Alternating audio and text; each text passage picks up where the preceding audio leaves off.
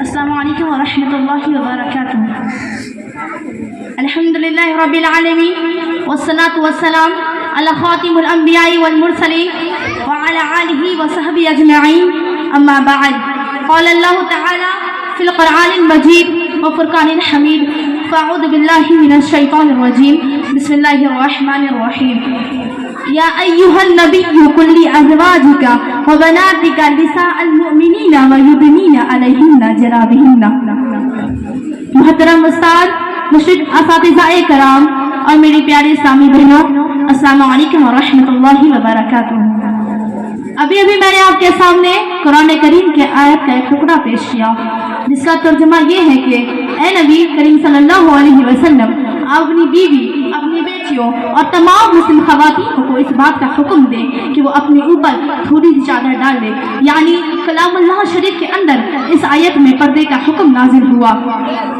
لیکن جیسے ہی مذہب اسلام کے روشن ستاروں کے اوپر سے کفر، ظلم و جہالت کے گھنے بادل چھٹ گئے، بے شرمی اور بے حیائی کی تاریخیں ختم ہوئی، قرآن پاک کے اندر عدل و انصاف سے بادل کے لہلہاتے جھنڈے گر پڑے، مظلوموں اور مسکینوں کو مساوات اور برابری کا درجہ ملا، خاص کر ان عورتوں کو جو ظلم اور ستم کی چکی میں پھنس رہی تھیں، جن کے اوپر ظلم کے پہاڑ توڑے جا رہے تھے. اسلام مذہب نے انہیں ذلت دستی کے غور سے نکال کر بلندی پر پہنچا دیا. ظہور اسلام سے لے کر کے صدیوں تک مسلم عورتوں کی بڑائی کی گیت گاتی جا رہی. اگر تاریخ کے پنے کو پلٹ کر دیکھا جائے تو غیر مسلم خواتین پر بھی مسلم عورتوں کی فضیلتیں نظر آتی ہیں. مگر افسوس کہ دیکھتے ہی دیکھتے ساری دنیا میں شیطانی دنگے بجنے لگے. مسلم عورتوں کو بے حیائی اور زناکاری کے فندے پھنسانے کے ارادے ہونے لگے. ان کو ان کے گھر کی چار دیواری سے سر عام پر بدنام کرنے کی انتھک کوشش کی گئی.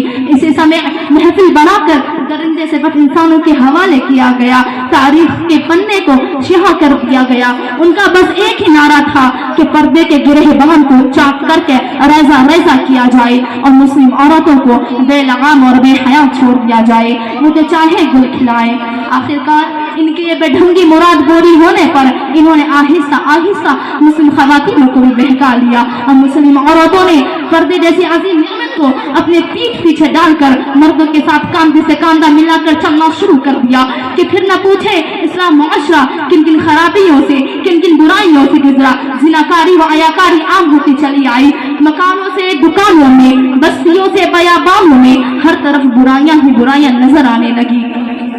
معزز دوستو، ایک بار پردے کو اتنی باریکی سے دیکھا گیا ہے کہ ایک بار ایک بیٹی نے اپنے والد سے پوچھا، یا والد، میں اپنے جسم کی کن کن اعضاؤں کو چھپاؤں اور کنہیں میں پردے میں رکھوں؟ تو ان کے والد نے کیا خوب انداز میں جواب دیا، اے میری بیٹی، تو اس جگہ کو دکھاتی پھر اور اسے پردے میں نہ رکھ جس پہ تو دوزخ کے عذاب کو برداشت کر سکے، دوزخ کے آگ کو برداشت کر سکے. تو بتائے ہمارے جسم میں ایسا کون سا جگہ ہے، کون سی جگہ ہے جو جہنم کی آگ کو برداشت کر سکے؟ ایسی کون سی جگہ ہے جو جہنم کی آگ کو برداشت کر سکے؟ اگر اسلامی دشمن یورپ یا امریکہ پردے کے خلاف نعرہ بلند کرے تو ہمیں اس پہ کوئی تعجب یا حیرانی نہیں. لیکن آج مذہب اسلام کے روشن ستاروں کے اندر بھی یہ ذہنی خیال کے شکار ہو گئے ہیں کہ انہوں نے اپنی بیٹیوں کو غیر تعلیم کے لیے ان کے سروں سے دوپٹہ ہٹا دیا ہے. کسی شاعر نے ایسے لوگوں کے بارے میں کیا خوب کہا ہے، انہی کی محفل سوارتا ہوں، انہی کی محفل سوارتا ہوں، چراغ میرا ہے رات ان کی. انہی کی محفل سوارتا ہوں، چراغ میرا ہے رات ان کی. انہی کی مطلب کی کہہ رہا ہوں، زباں میری ہے بات ان کی، زباں میری ہے بات ان کی. ایک بار کا واقعہ ہے کہ نبی کریم صلی اللہ علیہ وسلم اپنی بیویوں کے ساتھ اپنے حجرے میں بیٹھے ہوئے تھے. اتنے میں نابینا صحابی تشریف لائے. آپ صلی اللہ علیہ وسلم نے کہا ان سے پردہ کرو. انہوں نے کہا یا رسول اللہ صلی اللہ علیہ وسلم، یہ تو نابینا ہے، ان سے پردہ کیسا؟ نہ یہ ہمیں دیکھ سکتے ہیں نہ پہچان سکتے ہیں. تو آپ صلی اللہ علیہ وسلم نے کہا کیا تم بھی نابینا ہو؟ کیا تم انہیں دیکھ نہیں سکتی؟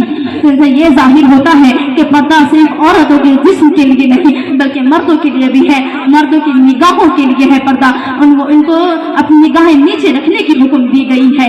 ایک قیمتی شے کو، ہر ایک قیمتی شے کو چھپا کے رکھا جاتا ہے، جیسے کہ ایک قیمتی موتی کو سمندر کے اندر سیپوں میں چھپا کے رکھا جاتا ہے، وہ باقی موتیوں سے افضل ہے، وہ باقی موتیوں سے قیمتی ہے۔ اسی طرح ہم عورتوں کو بھی پردے میں چھپا کے رکھا جاتا ہے۔ کہا جاتا ہے کہ جس عورتوں نے خود کو پردے میں رکھا، خود کو حجاب میں رکھا، تو ان کو گویا کہ اس نے خود کو جنت کے خوشبوؤں میں رکھا، اور جس عورتوں نے اپنے گلے سے، اپنے سر سے دوپٹہ ہٹا دیا، انہوں نے جنت کی خوشبو بھی کھو دی۔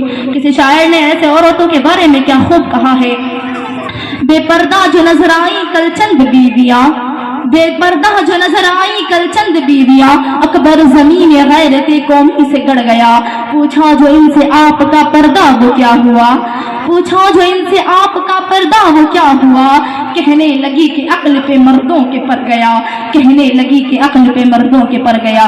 آخر میں اللہ سے دعا ہے کہ وہ ہمیں ہمیشہ پردے میں رہنے کی اور اسلام پہ چلنے کی توفیق عطا فرمائے، آمین ثم آمین، وآخر دعوانا الحمد للہ رب العالمین۔